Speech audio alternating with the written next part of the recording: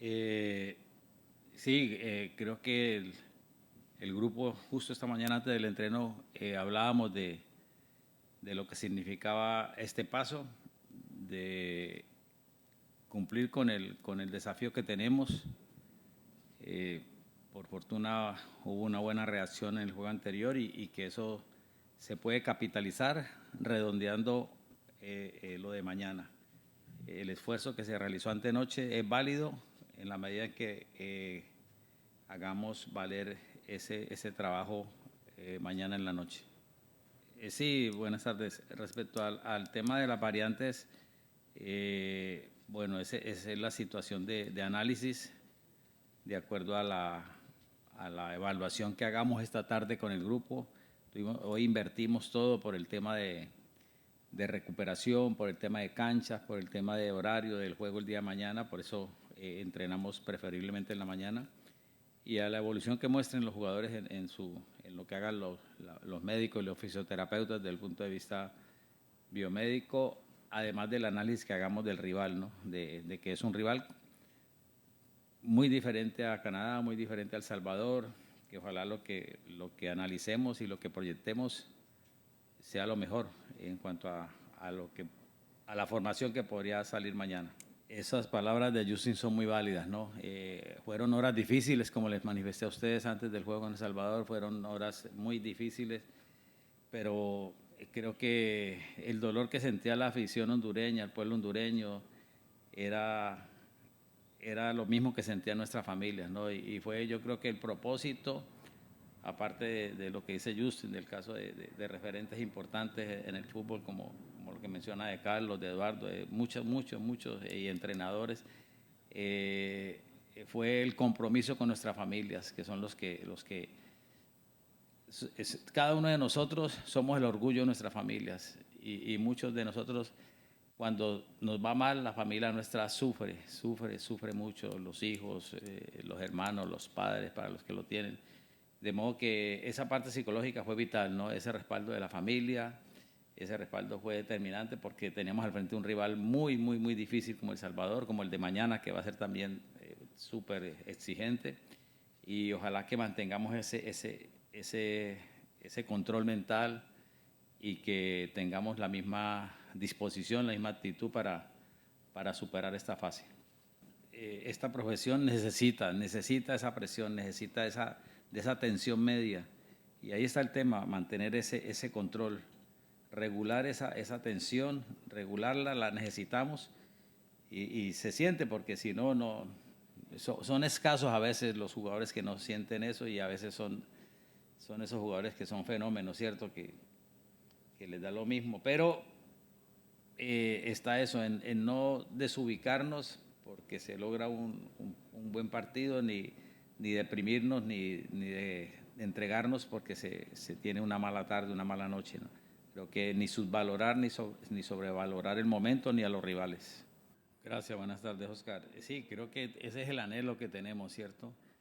Ese anhelo y escoger el rival o pensar que es el rival siguiente, ojalá ese es el partido más importante.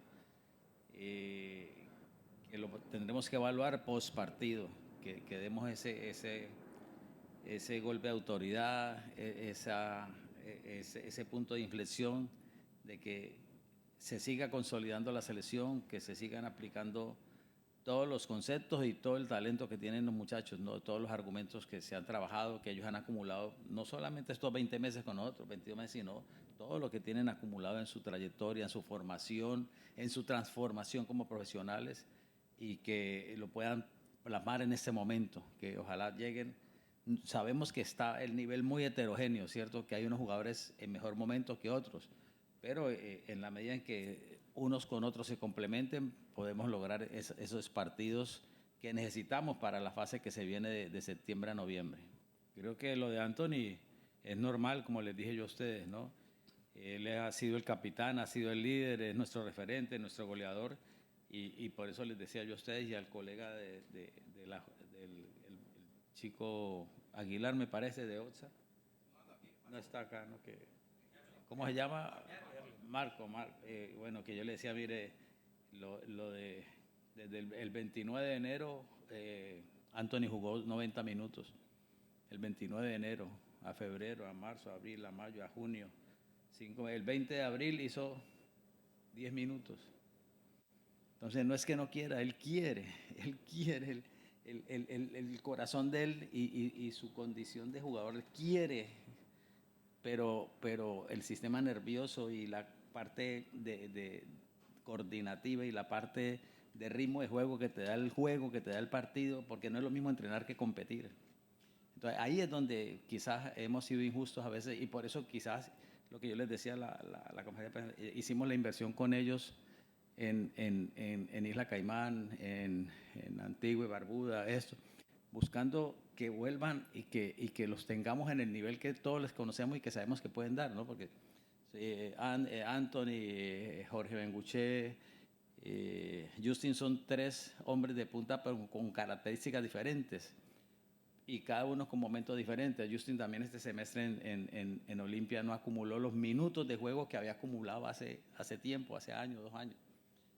Jorge jugó más, entonces, pero siempre con esa gran disposición, Anthony, con ese profesionalismo, con esa madurez que tiene y creo que estamos buscando que logre el mejor momento para la selección. Buenas tardes, Eduardo. Sí, yo creo que todos estos juegos son tácticos y estratégicos. Estratégicos, tácticos, porque definitivamente el fútbol pasa por ahí. El fútbol pasa por ahí. Estratégico depende de lo que nosotros planteemos, lo que nos plantea el rival, y ahí está la capacidad de los jugadores de interpretar. Si nosotros, por ejemplo, contra Canadá, hubiéramos cumplido nuestro pensamiento táctico en las dos fases del juego, a lo mejor perdemos 2-0, 0-2 o 0-3, pero creo que faltó ese componente táctico, de saber que es un grupo muy cerrado, de saber que los goles en contra pesan, que aparte de eso, cuando no se puede ganar, hay que empatar y hay que recogerse, hay que estar más juntos, hay que admitir a veces la superioridad del rival, que está en una noche brillante.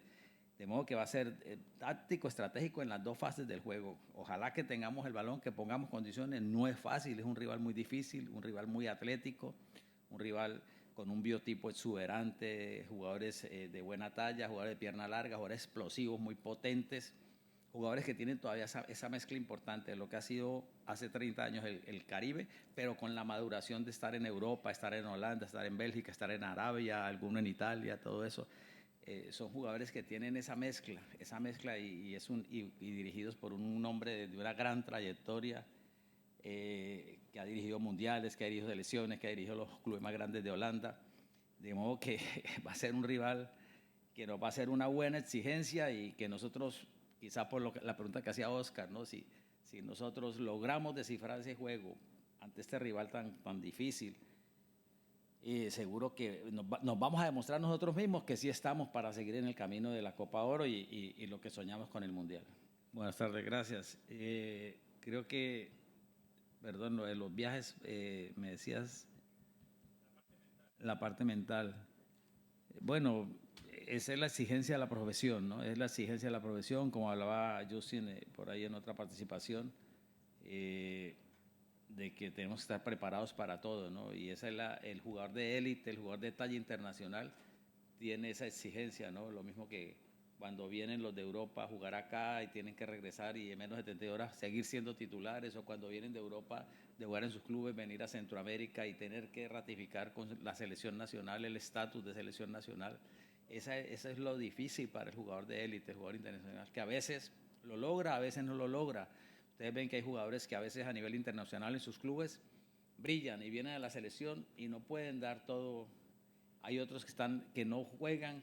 Yo pongo cada momento, me devuelvo repetitivo, el caso de Carlo Kostli, ¿no? Carlo Kostli en Polonia no jugaba, pero venía a la selección, se moría y se partía y daba el 500%. Y hay jugadores destacados en el medio, destacados en sus clubes que van a la selección y esa camiseta de la selección no es para todo el mundo, no es para todo el mundo y es lo difícil de entender y eso pasa no solamente aquí, en Brasil, en Colombia, en Chile, en todos los países del mundo, en todo el fútbol del mundo pasa eso. Y bueno, eso es lo atractivo, la fantasía que tienen las selecciones nacionales, ¿no? Y estar dentro de una selección, vivir una Copa Oro, creo creo que un motivo de orgullo y ojalá que los muchachos lo valoren, que cada uno en su momento lo asimile. Y lo que hablaba, hay de jugadores a jugadores, hay jugadores que con poco aprovechan la oportunidad o son bendecidos de Dios o están en... El caso de Edison cumplió su sueño de toda su vida, debutar en la selección nacional a los 24 años, porque ni siquiera me parece que nunca había estado en una sub-20.